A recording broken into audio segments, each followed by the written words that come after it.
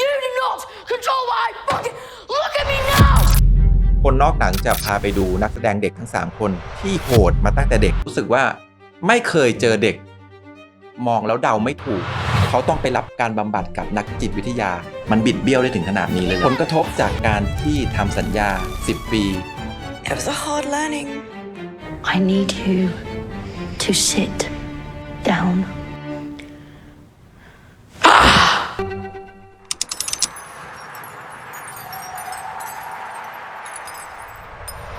Who are you? Hello, my name is Emma Watson. I play the part of Hermione Granger. And today is what, your first day working? Yeah, my first day filming. Are you excited? I'm really excited. I can't wait. Okay. ตัวเฮอร์ไมโอนี่เองนะครับไม่ใช่เฮอร์ไมโอนี่นะครับตัวร่างกายของเฮอร์ไมโอนี่เป็นทรัพย์สินของสตูดิโอนะครับเพราะว่ามีข้อห้ามหลายอย่างในสัญญาครับเช่นในเรื่องของการทำสีผมนะครับห้ามไปเที่ยวในที่ผาดโผนนะครับห้ามตัดผมสั้นห้ามนอนอาบแดดเปลี่ยนสีผิวเป็นสีแทนนะครับห้ามกินของที่ทำให้ร่างกายของเธอนั้นเปลี่ยนแปลงนะครับห้ามไปมีเรื่องอื้อฉาวนี่เป็นเพียงข้อห้ามเล็กๆน้อยๆนะครับตัวของเฮอร์ไมโอนี่เนี่ยยังถูกทดสอบอย่างโหดนะครับด้วยการออดิชั่นถึง8 ครั้งนะครับ Playing the part of Hermione Granger, and I'm having a teeth test. นั่นไม่ได้หมายความว่าเธอไม่เก่งนะครับแต่เป็นเพราะว่าตัวทีมงานเนี่ยอยากเห็นว่าเธอเนี่ยสามารถ acting กับสิ่งที่ไม่มีอยู่จริงข้างหน้าได้ไหมแล้วก็ข้อที่2ก็คือเขาอยากรู้ว่าเธอคือของจริงไหมเธอมีวุฒิภาวะทางอารมณ์รองรับกับงานหนักได้ไหมไม่บ่นไม่งองแงได้ไหมถ้าเจออะไรที่ไม่ได้ดังใจโดยเฉพาะทีมงานเนี่ยอยากเห็นสิ่งที่สำคัญที่สุดก็คือเคมีที่เข้ากันได้กับตัวละครครับ Flamel must have known someone was after the stone. เป็นเด็กวัย9 ขวบที่ต้องรับ2จ็อบนะครับจ็อบแรกคือการเรียนนะครับ I checked this out weeks ago for a bit of light read. จ็อบที่2คือการแสดงหนังใหญ่นะครับระดับบล็อกบัสเตอร์ Leviosa, not Leviosa. You doing Leviosa? ตัวละครผู้ใหญ่เนี่ยจะได้พักแต่ตัวเฮอร์ไมโอนี่เนี่ยต้องเรียนให้ได้วันละ 3-5 ชั่วโมงครับมีอยู่ช่วงหนึ่งเธออยู่ในภาวะที่เรียกว่า Imposter Syndrome นะครับผลกระทบจากการที่ทำสัญญา10 ปีมันทำให้เธอเนี่ยขาดอำนาจในการควบคุมชีวิตของเธอไป Take from my belt! I didn't take anything. แล้วพอเธอขาดอำนาจในการควบคุมชีวิตตัวเองเนี่ยมันทำให้เธอเนี่ยสูญเสียความมั่นใจในตัวเองเธอเลยไม่รู้ว่าตัวตนจริงๆของเธอหลังจากวางไม้กายสิทธิ์ไปวางบทบาทเฮอร์ไมโอนี่ไปเอมม่าวัตสันจริงๆอ่ะคือใครครับ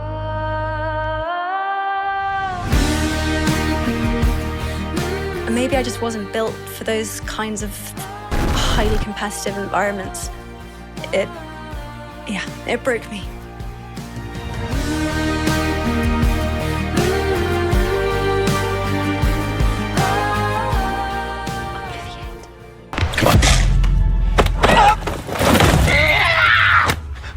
Not okay. แต่เด็กคนต่อไปที่ผมกำลังจะพูดถึงนี้คือความโหดดิบระดับ10เลยครับเพราะเธอคือดัฟเน่คีนครับรับบทเป็นลอร่านะครับหรือที่แฟนคอมิกรู้จักกันในชื่อ X23 นะครับในภาพยนตร์เรื่องโลแกน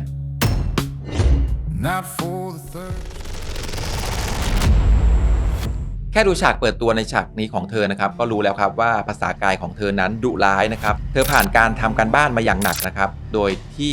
เธอพยายามสร้างบุคลิกตัวละครของลอร่าเนี่ยให้เหมือนสัตว์ป่าครับ No.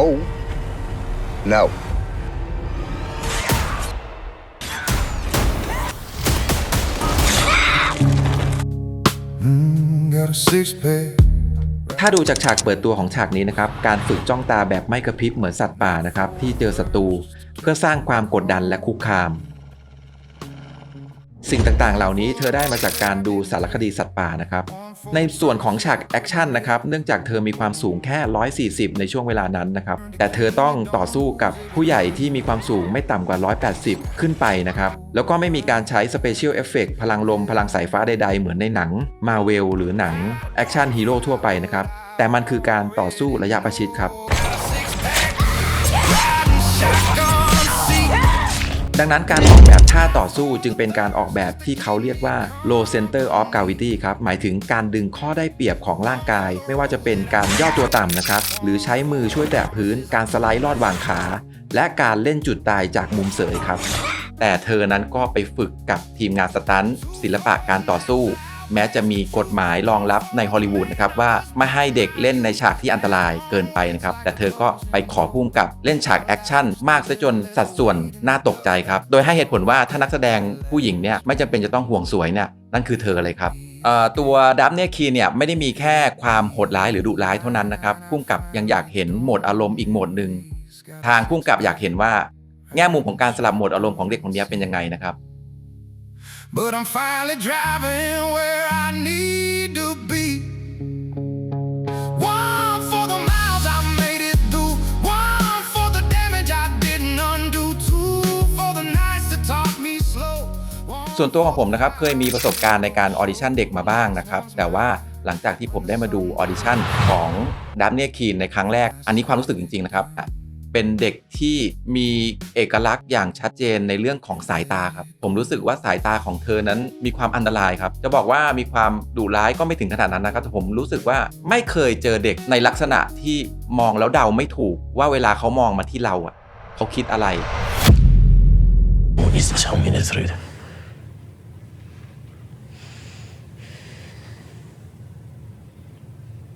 Did you do it?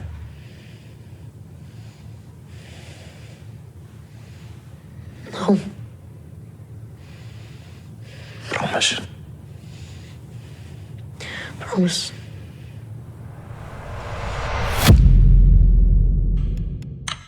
และเด็กคนสุดท้ายนะครับที่ผมจะไม่พูดถึงเลยไม่ได้นะครับเพราะผลงานของน้องเขาเนี่ยค่อนข้างที่จะโดดเด่นมากนะครับหนังที่น้องเขาเล่นใน Netflix เนี่ยติดอันดับ1กว่า93ประเทศทั่วโลกนะครับรวมถึงประเทศไทยด้วยนะผมกำลังพูดถึงโอเวนคูเปอร์ที่แสดงเป็นตัวละครที่ชื่อว่าเจมี่มิลเลอร์ในหนังเรื่อง Adolescent ครับ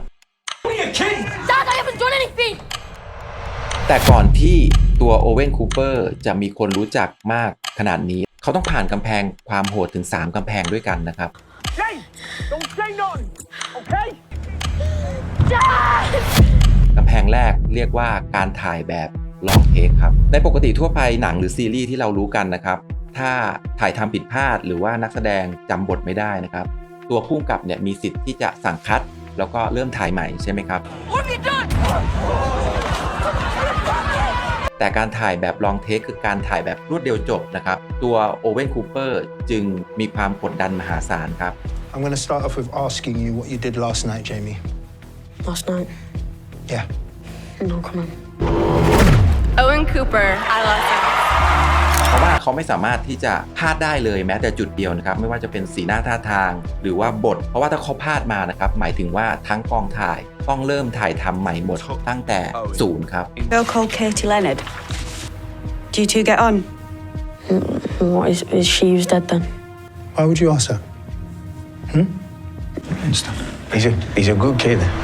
จริงอยู่ครับว่าตัวเจมี่มิลเลอร์ซึ่งเป็นตัวละครของโอเวนคูเปอร์เนี่ยไม่ได้โผล่ไปในทุกฉากที่เราเห็นในหนัง Adolescent นะครับแต่มันคือการบล็อกกิ้งช็อตหลังจากที่เราไม่ได้เห็นเขาในหนังเนี่ยเขาจะต้องไปบล็อกกิ้งช็อตอีกที่หนึ่งนั่นหมายถึงว่าเขาต้องแสดงทั้งในและนอกจอเพราะว่าถ้ากล้องเหวี่ยงไปเมื่อไหร่นะครับแล้วสีหน้าเขาไม่ได้นั่นหมายถึงว่าทุกอย่างพังครับ Lovely. On to the side. It's your wife, your son. He's been arrested on suspicion of murder, right? He couldn't. แต่มีอยู่ฉากหนึ่งครับที่ผมชอบมากๆเลยนะครับอยู่ใน EP ที่3นะเป็นตอนเกี่ยวกับนักจิตวิทยาคลินิกที่ชื่อว่าไบโอนี่ลิสตันนะครับเข้าประเมินครั้งสุดท้ายว่าเจมี่มิลเลอร์เนี่ยคือฆาตกรจริงไหมในตอนนี้นะครับจะมีจำนวนนาทีอยู่ประมาณ 53-54 นาทีนะครับซึ่งถ้าจะให้ตีตามมาตรฐานสากลนะครับถ้าบทภาพยนตร์เนี่ย1หน้ากระดาษเนี่ยจะเท่ากับ1นาทีบนจอใช่ไหมครับในตอนนี้มีอยู่ประมาณ54นาทีหักลบไปเรื่องของการเขียนอินเสิร์ตกล้องอินเสิร์ตมุมภาพหรือเรื่อง acting ต่างๆนานาเนี่ย ความหนาของบทเนี้ยจะอยู่ที่ประมาณ 45-50 หน้ากระดาษ ซึ่งก็หนาพอสมควรนะตัวโอเวนคูเปอร์เนี่ยจะต้องจำให้ได้ทุกพารากราฟครับมีสื่อหนึ่งนะครับเคยไปถามเขาว่าคุณใช้เทคนิคอะไรในการจดจำบทได้แม่นยำขนาดนี้เขาบอกว่าเขาใช้อาวุธลับที่เขาเรียกว่าการจดจำบทในระดับกล้ามเนื้อครับไม่ต้องสั่งทีละขั้นทีละตอนคือจำแม่งได้หมดเลยอะไม่มีช็อตไหนที่พลาดอะ fucking wanna sit down? Tell me when to sit down.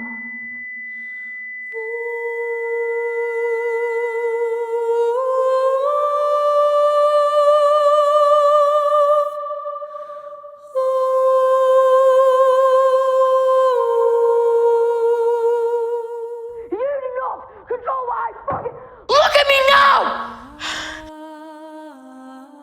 อย่างที่รู้กันนะครับในหนังซีรีส์เรื่อง Adolescent เนี่ยเป็นการพูดถึงปัญหาสังคมหนักๆนะครับตัวละครที่เล่นทุกตัวเนี่ยถ้าไม่รู้จักสวิตช์ตัวเองออกจากตัวละครเนี่ยจะเกิดบาดแผลทางจิตใจแน่นอนนะครับแต่ว่าตัวโอเวนคูเปอร์เนี่ยวุฒิภาวะทางอารมณ์อาจจะยังไม่แข็งแรงเท่าเธอนะครับเขาจึงได้รับคำแนะนำจากผู้กำกับนะครับแล้วก็พี่เลี้ยงนะครับคอยให้คำปรึกษาเรื่องของการรักษาจิตใจของเขานะครับคือหลังจากที่เล่นบทตัวเจมี่มิลเลอร์เนี่ยไม่ว่าจะเป็นระหว่างพักหรือว่าระหว่างกินข้าวเนี่ยเขาต้องรีบสวิตช์ออกจากตัวนี้ทันทีครับไม่งั้นมันจะดำดิ่งอยู่อย่างนั้นนะครับแล้วก็มันจะเกิดบาดแผลทางจิตใจของเขาไปเรื่อยๆครับนะครับถ้าอยากรู้ในเชิงลึกนะผมได้ทำวิดีโอพิเศษไว้เกี่ยวกับ Adolescent ทุกตอนนะครับทั้งฉากที่สัญลักษณ์ที่ซ่อนอยู่อย่างแซนด์วิชครึ่งชิ้นที่วางไว้บนโต๊ะบทวิเคราะห์เจาะลึกพิเศษสำหรับวิดีโอสมาชิกนะครับถ้าคุณสมัครสมาชิกแล้วเนี่ยคุณสามารถเข้าไปดูวิดีโอพิเศษได้แต่ถ้าใครไม่สมัครสมาชิกก็ไม่เป็นไรนะครับสามารถที่จะเข้าไปดูเว็บไซต์คนนอกหนัง .com ซึ่งจะเปิดใหม่นะครับใน